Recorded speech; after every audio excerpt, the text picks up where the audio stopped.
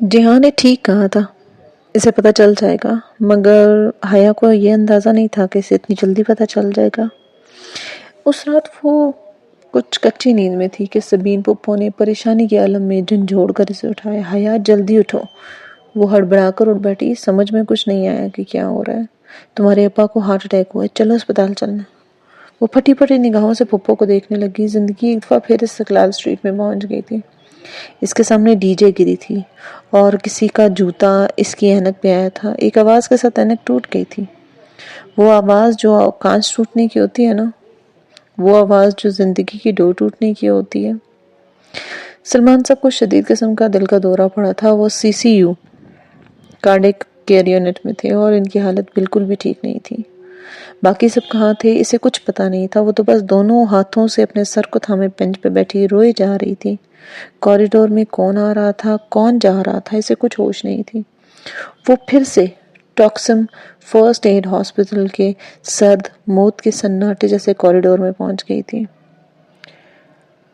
وہ اب بہتر محسوس کر رہے ہیں، یقین کرو وہ ٹھیک ہو جائیں گی۔ جی ہاں، اس کے ساتھ بینچ پہ بیٹھتے ہوئے بولا۔ رات سے وہی تھا جو ساری بھاگ دوڑ کر رہا تھا۔ تایا وغیرہ تو صبح آئے تھے اور اب تک پورے خاندان کو وہ وجہ بھی پتہ چل چکی تھی جو ابا کی بیماری کا باعث بنی تھی۔ روہیل نے شادی کر لی تھی۔ ٹھیک ہے، بہت سارے لڑکے امریکہ میں شادی کرتے ہیں پر سب کے والدین کو ہارٹ اٹیک نہیں ہوتا، مگر روہیل نے 2 سال سے شادی کر رکھی ہے، اور سب سے بڑی بات کہ اس نے ایک نیپالی بدھسٹ سے شادی کی ہے۔ ابا قدرے روشن خیال تھے، مگر اپنی اقدار اور مذہبی حدود کا پاس انہیں بہت تھا۔ روہیل کے حوالے سے انہوں نے بہت خواب دیکھے تھے، بہت مان تھا ان کو اس پر۔ وہ ایک دفعہ کہتا تو صحیح، مگر اس نے تو سارے فیصلے خود کر لیے تھے۔ شاید وہ جانتا تھا کہ کہنے کا فائدہ نہیں ہے، کیونکہ وہ لڑکی بدھ مت کی پیروکار تھی۔ مسلمان تو چھوڑو، وہ اہل کتاب بھی نہیں تھی، اور ایسی شادی جائز ہوتی ہے؟ وہ مسلمان ہونے کو تیار نہیں تھی اور روہیل اس کو چھوڑنے پہ راضی نہیں تھا۔ اپنی حدود کا مذاق بنانے پہ ابا کا دکھ الگ تھا۔ جہاں سے تصدیق کر لینے کے بعد انہوں نے روہیل کو فون کر کے جب باس پرس کیا تو پھر تلخ کلامی سے ہوتی ہوئی بات باپ بیٹے کے ایک سنگین جھگڑے تک پہنچ گئی۔ ابا نے غصے میں سے سخت برا بھلا کہا اور پھر ہر تعلق توڑ دیا، مگر فون کال کی ڈور ٹوٹنے سے قبل ہی وہ ڈھہ سے گئے۔ پھپھو اور فاطمہ اس سارے معاملے کی گواہ تھی۔ معلوم نہیں وہ کیوں سوتی رہ گئی تھی۔ جب میں روہیل کے پاس رات رہا تھا نا، اس لڑکی نے مجھے ٹریٹمنٹ دی تھی۔ انہوں نے کچھ کہا نہیں، مگر میں جان گیا تھا ان کے درمیان کیا ہے۔ ان کے کوئی 1.5 سال پہلے بعد انہوں نے شادی کر لی تھی، اور وہ مجھے امریکہ میں مقیم ایک دوست نے بتایا تھا۔ کتنی دیر ایسی باتیں چھپتی ہیں۔ ماموں کو بھی کسی عزیز سے اس کے بارے میں خبر مل گئی۔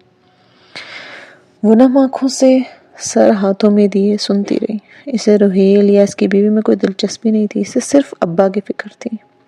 2.5 ماہ قبل کا واقعہ پھر دہرایا جانے لگا۔ وہ پھر سے علامتی خوشبو میں ایک اس محبت میں کھونے لگی تھی کیا؟ جب بمشکل انہیں ابا سے ملنے کی اجازت ملی تب وہ غنودگی میں تھے اور وہ ان کے قریب بیٹھی اندر ہی اندر رو رہی تھی۔ آنکھیں خشک ہو چکی تھیں، مگر آنکھوں سے ایک آنسو نہیں گرا۔ شاید اگر ابا کے دوست ذیشان انکل ملنے نہ آئے ہوتے تو وہ آنکھوں سے بھی رونے لگ جاتی، مگر وہ ان کے سامنے بلکہ سب کے سامنے خود کو مضبوط ظاہر کرنا چاہتی تھی۔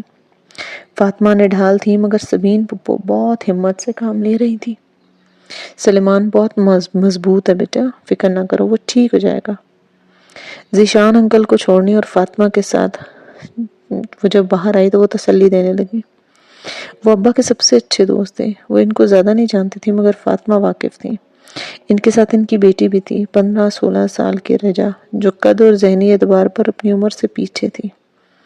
قدرے اب نارمل بچی جو گھنگریالے بالوں والا، سر جھکائے مسلسل اخبار پہ قلم سے کچھ لکھتی جا رہی تھی۔ رجا بہت ذہین ہے۔ ان کی نگاہوں کو اپنی بیٹی پہ پا کر ذیشان انکل مسکرا کر بولے، اسے ورڈ پزل اور کراس ورڈز کھیلنے کا بہت شوق ہے۔ پورا چارٹ حل کرنے میں کئی دن لگاتی ہے، مگر کر لیتی ہے۔ وہ پھیکی سی مسکراہٹ کے ساتھ سنتی رہی، اور وہ اپنی بیٹی کو ہمیشہ اپنے ساتھ رکھتے تھے، چاہے گھر ہو، آفس ہو، محبت تھی یا فکر یا پھر دونوں۔ ان کے جانے کے بعد وہ کچھ دیر کے لیے گھر آئی۔ گھر پہ وحشت اور ویرانی چھائی ہوئی تھی، جیسے سب کچھ ختم ہو گیا۔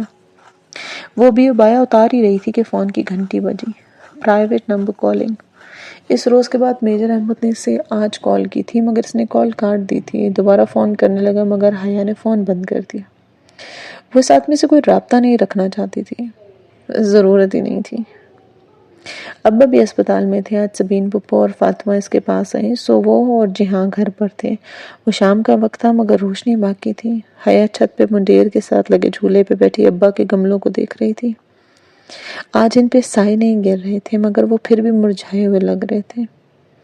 ان کا اس گھر میں خیال رکھنے والا جو تھا نا، وہ اب خیال رکھنے کی پوزیشن میں نہیں تھا۔ اس نے بہت سے آنسو اپنے اندر اتار لیے۔ ابا کے پودے اکیلے ہو گئے تھے۔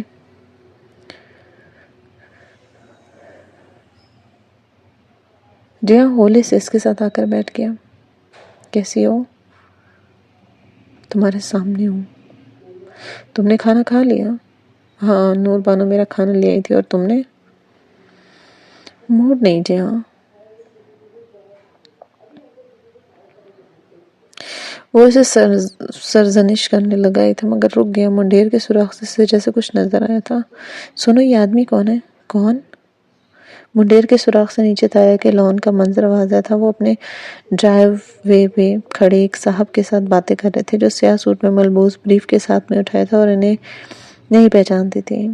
پتہ نہیں، میرا خیال ہے وکیل ہے۔ تمہیں کیسے پتا؟ اس کے سوٹ کا رنگ تو سمپل بلیک ہے، لائرز والا تو نہیں، مگر ٹائی دیکھو، جیٹ بلیک ہے، وکیل کی مخصوص ٹائی۔ وہ آنکھوں کی پتلیوں کو سکیڑ کر ان کو دیکھتے ہوئے کہہ رہا تھا، اور میرا خیال ہے وہ بھی ادھر آنے کا ارادہ رکھتے ہیں۔ حیا نے ذرا حیرت سے اس کو دیکھا۔ وہ اپنے ڈرائیو وے پہ کھڑے ہیں، تمہیں کیسے پتا کہ ان کا ادھر آنے کا ارادہ ہے؟ غور سے دیکھو، فرقان ماموں کے جوتوں کا رخ کس طرف ہے۔ حیا نے گردن ذرا اونچی کر کے دیکھا۔ طاہر ابا کے جوتوں کا رخ نامحسوس انداز میں ان کے گھروں کے درمیان والے دروازے کی طرف تھا۔ انسان نہ جدھر جانے کا ارادہ رکھتا ہے نا، اس کے پاؤں خود بخود ادھر ہی مڑ جاتے ہیں، چاہے وہ ساکن کھڑا ہو یا بیٹھا ہو، کچھ بھی ہو۔ اگر دوران گفتگو تمہارے مخاطب کے جوتے تمہاری مخالف سمت میں ہونا، تو اس کا مطلب ہے کہ وہ بور ہو رہا ہے تم سے۔ حیا نے بے اختیار جہاں کے جوتوں کو دیکھا۔ اس کے سیاہ تسمے والے بوٹ سیڑھیوں کے دروازے کی سمت تھے۔ اس فائل میں کیا ہو سکتا ہے؟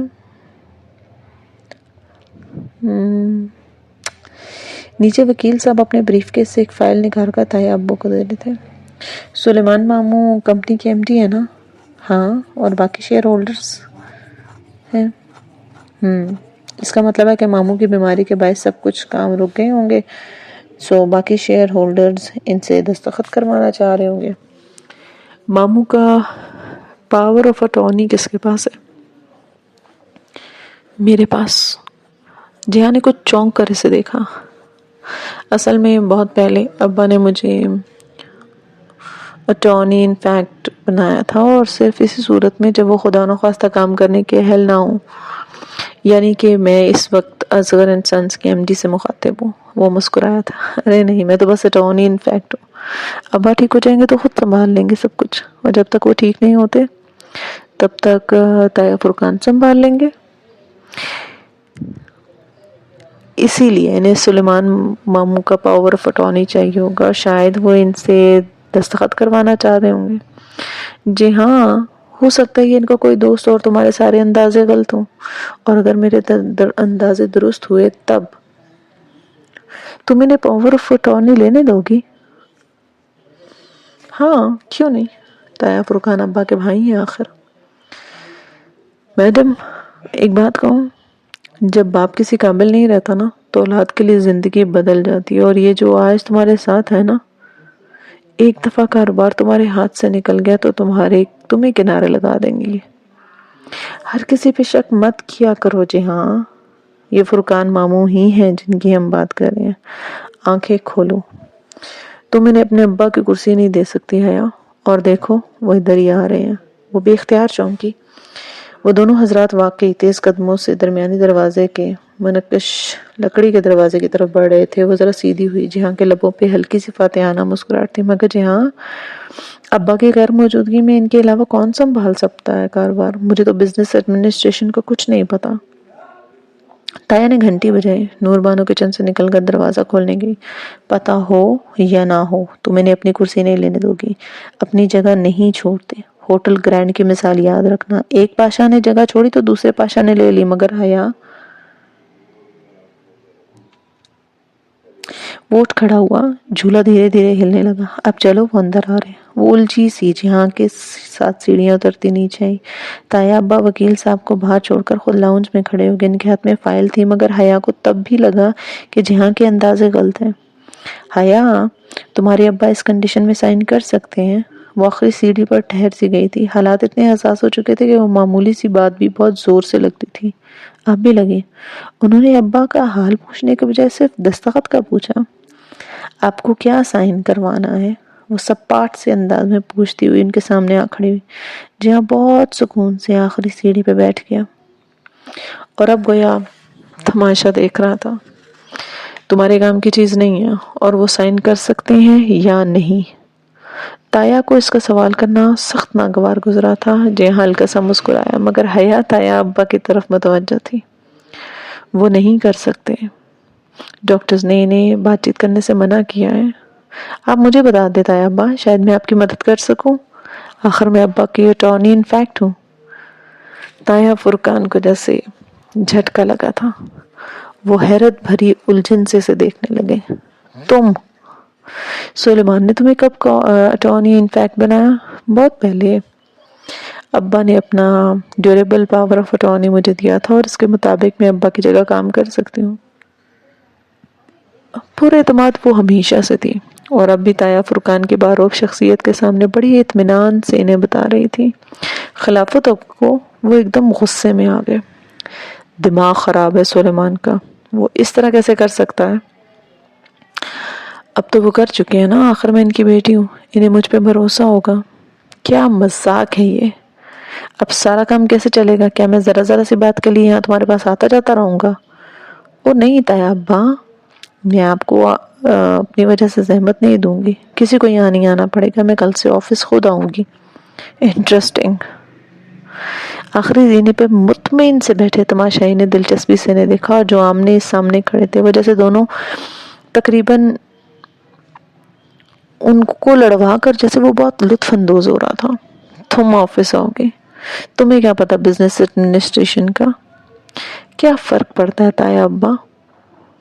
داور بھائی جب پولیٹیکل سائنس میں سمپل ایم اے کر کے آج بورڈ آف ڈائریکٹرز میں شامل ہو سکتے ہیں، تو پھر چند دن کے لیے ابا کی کرسی میں کیوں نہیں سنبھال سکتی؟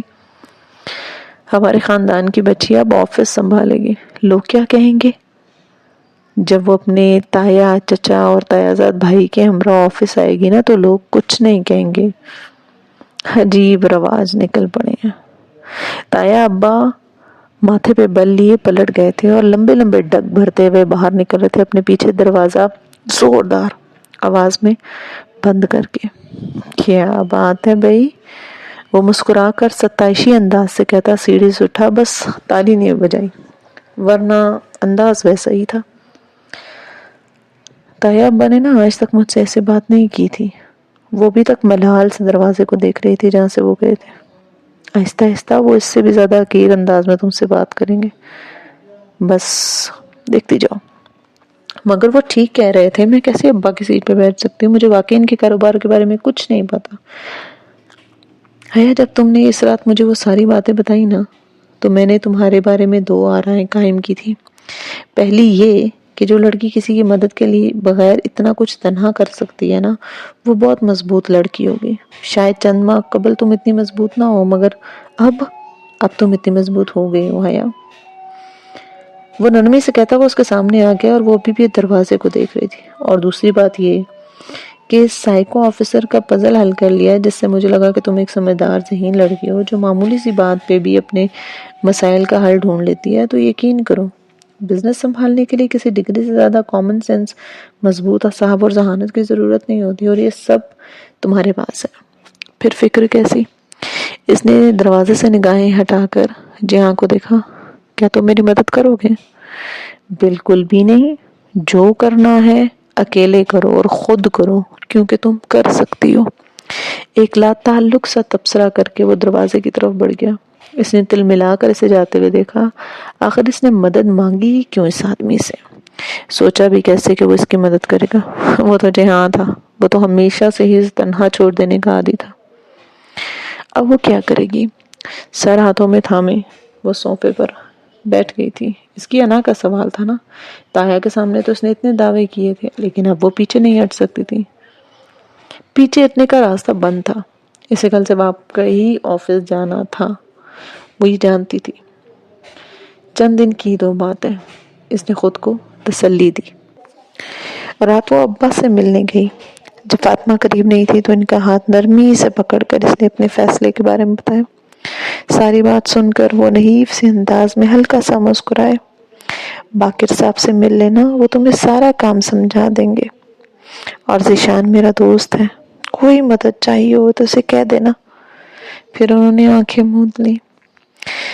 بیماری نا واحد شے نہیں ہوتی جو انسان کو ڈھا سکتی ہے۔ دکھ زیادہ زوراور ہوتے ہیں، وہ بھی ٹوٹ چکے تھے۔ اسے روحیل پہ پہلے سے بھی زیادہ غصہ آیا۔ فاطمہ سے سامنا ہوا تو بس سرسری سے بتایا، کل میں ابا کے آفس جاؤں گی۔ انہوں نے حیرت سے اسے دیکھا اور پوچھا، کیوں؟ ابا نے کہا تھا۔ اچھا، آپ یہ کاروباری باتیں ان سے مت کیجیے گا، ڈاکٹر نے منع کیا ہے۔ وہ نگاہ بچا کر ان کے پاس سے نکل گئی تھی۔ وہ فاطمہ کو جانتی تھی، اسے معلوم تھا کہ وہ اس کے اس فیصلے پر خوش نہیں ہوں گی، اور خوش تو شاید وہ خود بھی نہیں تھی۔ وہ خود بھی ایسا نہیں چاہتی تھی۔ یہ تو جہاں تھا جس نے اسے پھنسوایا تھا، اور پھر خود پیچھے ہٹ گیا تھا۔